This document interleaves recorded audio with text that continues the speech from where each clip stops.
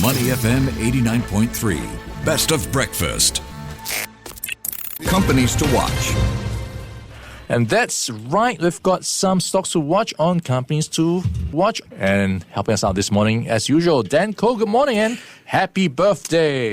You're so sweet. Thank you so much, Ryan. It's a little bit of a sugar rush for me today, this morning. But yeah, I'm so happy to hear from you and being one of the first few people to wish me. Thank you so much, Ryan. Yeah, you deserve a trip. Where would you want to go to? Ooh, I'd like to go over to Finland. Why? I'm actually thinking of planning a trip with my family, probably the end of this year, Nice. to perhaps just see the Northern Lights. Yes. And hopefully Well done. that would turn out well. But yes, welcome to Companies to Watch. That's a segment where we spotlight and stock you up with ideas of listed companies that call for your attention. So we're looking at market trends to risks, as well as hidden gems or warning signs to steer clear of.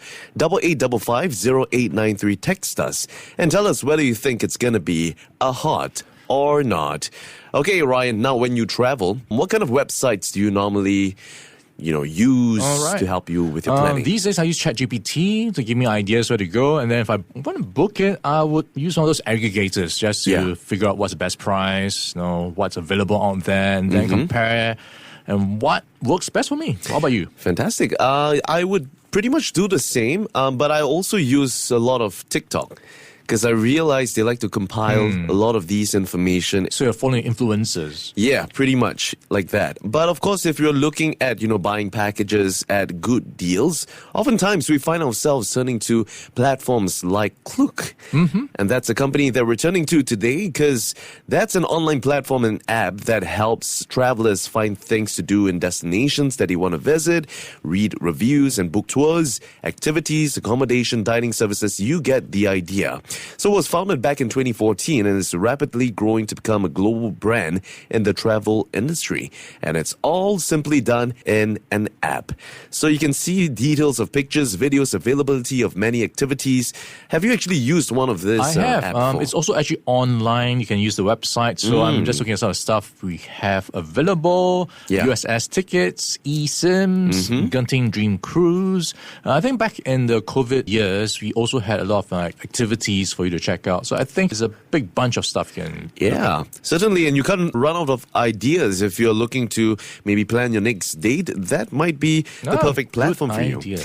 But the reason why I've decided to bring this company up today is because we're seeing the global travel sector undergoing a profound transformation. Post-pandemic recovery, that's fueled by pent-up demand and surge in tech-driven personalization. That's creating a more than $950 billion market in 2025.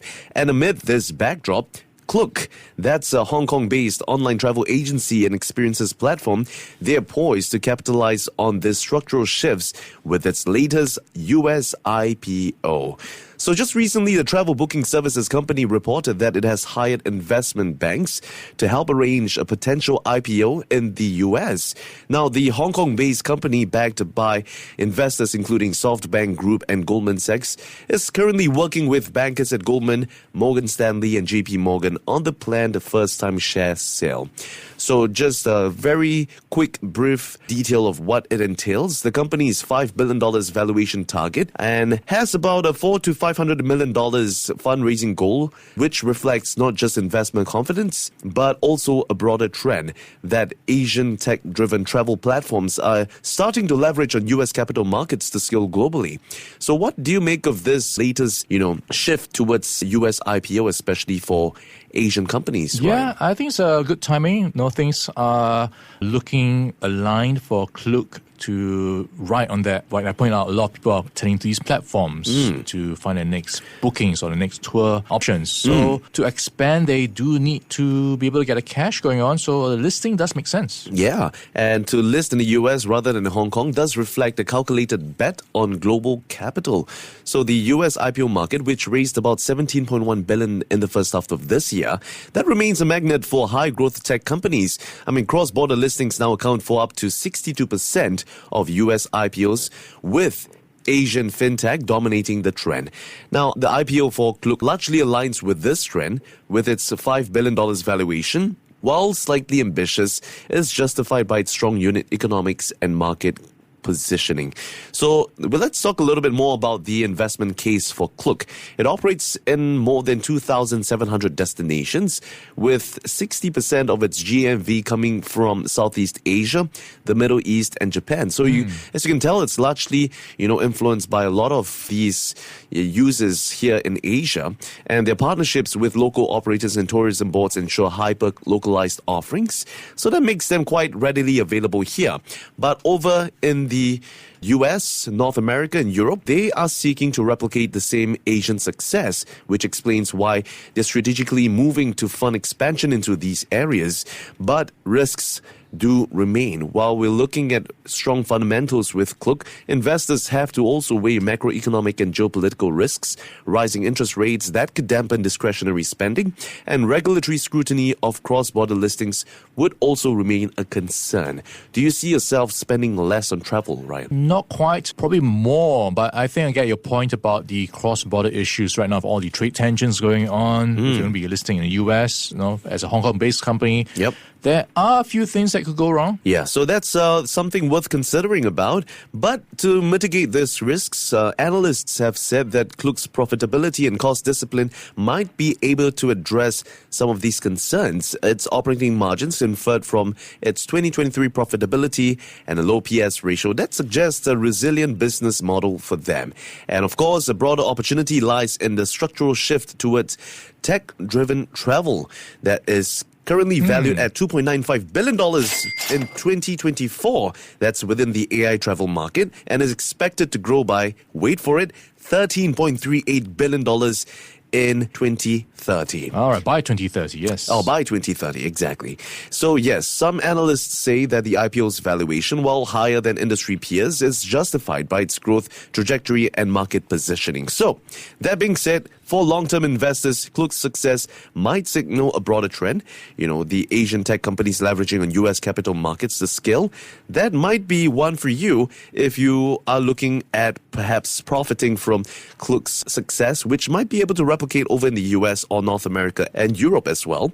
But for those who believe in the structural recovery of travel and power of tech-driven platforms, perhaps this might be a play for you. So having considered all the factors from today and the possibility of Klook being able to perhaps replicate the same as what they would in Asia, I'm probably going to go with a verdict of a heart. Whoa, okay, I think I'll join you there, promising. And of course, with all things AI, it could get quite a bit of a boost in terms of productivity as well as, I guess, more folks checking it out.